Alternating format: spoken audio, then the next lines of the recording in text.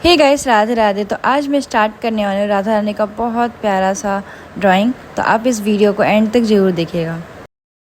एक समय की बात है, बरसाना में एक संत रहा करते थे। राधा रानी की भक्ति में उनकी बहुत निष्ठा थी। वे नित्य किशोरी जी की आराधना में लीन रहते, मंदिर जाते। उनका मन किशोरी जी की भक्ति में इस कदर लगा रहता कि कभी भटकता ही नहीं था। जब भी वह मंदिर जाते तो देखते कि कोई राधा रानी के लिए फूल ला रहा है, कोई श्रृंगार का सामान, तो कोई वस्त्र चढ़ा रहा है।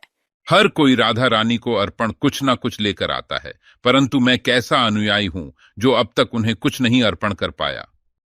यह विचार उनके मन में समा गया। उन्होंने सोचा, मैं राधा रानी को एक पोशाक भेंट करूंगा। और इस प्रकार वह संत उस पोशाक को तैयार करने में जुट गए। वह दिन रात उस पोशाक को तैयार करते। 1 मास पश्चात उन्होंने वह पोशाक तैयार कर लिया। वह पोशाक बहुत ही सुंदर बनी थी। अब वह उसे लेकर बरसाना मंदिर की सीढ़ियों पर राधे राधे झपते हुए चढ़े जा रहे थे। वे अति प्रसन्न थे, क्योंकि वे उस पोशाक को राधा रानी को समर्पित करने की कामना रखते थे। परंतु राधा रानी की इच्छा कुछ और ही थी। जब वे आधे मार्ग तक पहुंचे, तभी उन्हें एक छोटी सी लड़की मिली। बाबा, बाबा, कहाँ जा रहे हो? लाली, मैं श्री जी के दर्शन के लिए जा रहा हूं। अच्छा बाबा, आपके हाथ में ये क्या है? बेटी, यह पोशाक मैं किशोरी जी के लिए लेकर जा रहा हूं। सब उन्हें कुछ ना कुछ भेंट करते हैं ना, तो मैं भी आज यह पोशाक बनाकर लाया हूं। बाबा, राधा रानी को तो सभी कुछ ना कुछ देते हैं। यह पोशाक आप मुझे भेंट कर दो। उनके पास तो अनेक वस्त्र हैं, इसलिए बाबा, यह पोशाक मुझे दे दो। नहीं बेटी, नहीं। यह पोशाक मैंने बहुत मेहनत से तैयार किया है। मैं तेरे लिए बाजार से दूसरा ले आऊंगा। अब वह बच्ची बालिका जिद पर अड़ गई। उसने संत का हाथ थाम लिया और कहा, नहीं बाबा, मुझे यही पोशाक चाहिए। इस पर संत ने भी अपनी दृढ़ता दिखाई। नहीं बेटी, मैं इसे तुम्हें नहीं दे सकता। इसी बीच वह बच्ची पोशाक छीनकर दौड़ पड़ी और संत उसके पीछे भागे। बेटी, यह पोशाक मुझे वापस कर दे। मैं इसे किशोरी जी को अर्पित करना चाहता हूं। परंतु बच्ची उनकी पकड़ में नहीं आई। इस पर संत मंदिर की सीढ़ियों पर बैठकर रोने लगे। वहां आने जाने वाले भक्तों ने उन्हें इस अवस्था में देखा और कारण पूछा। संत ने उन्हें सारी कहानी सुनाई कि कैसे वह बालिका पोशाक लेकर भाग गई, जिसे वे बड़े प्रेम से किशोरी जी के लिए लाए थे।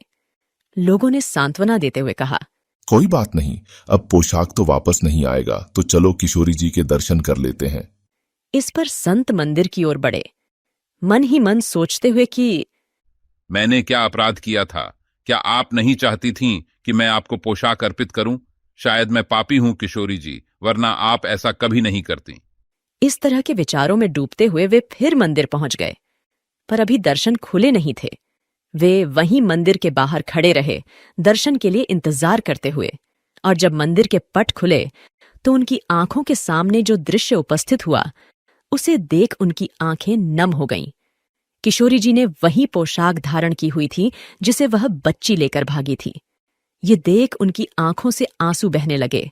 किशोरी जी, मैंने यह पोशाक आपके लिए ही बनाई थी। क्या आप इतना भी इंतजार नहीं कर सकी कि आप मुझसे यह छीन कर ले गईं? तब उन्हें एक दिव्य आवाज सुनाई दी। बाबा, तुमने इतने प्रेम से, इतनी मेहनत से इस पोशाक को बनाया है। यह मात्र एक पोशाक नहीं है, इसमें तुम्हारा प्रेम है, और प्रेम को पाने के लिए तो दौड़ना पड़ता है। बाबा, आज तुम्हारे इस प्रेम के लिए मुझसे सब्र नहीं हुआ, इसलिए मैं दौड़ कर आ गई। इस पर वह संत राधा रानी के चरणों में गिर पड़े और कहा, किशोरी जी, आपने मेरे जीवन को सार्थक कर दिया। अब तो कोई इच्छा बची ही नहीं। बोलो राधे रानी की जय, कृष्ण मुरारी की जय। उत्तर प्रदेश के मथुरा जिले में राधा रानी के जन्म स्थान बरसाने में एक धर्मनिष्ठ समृद्ध सेठ राम मोहन रहते थे। उनके परिवार में 4 पुत्र और 4 बहुएं थीं। काफी समय पहले ही उनकी पत्नी का देहांत हो चुका था। सेठ जी के पास धन संपत्ति की कोई कमी नहीं थी। कमी थी तो बस एक बेटी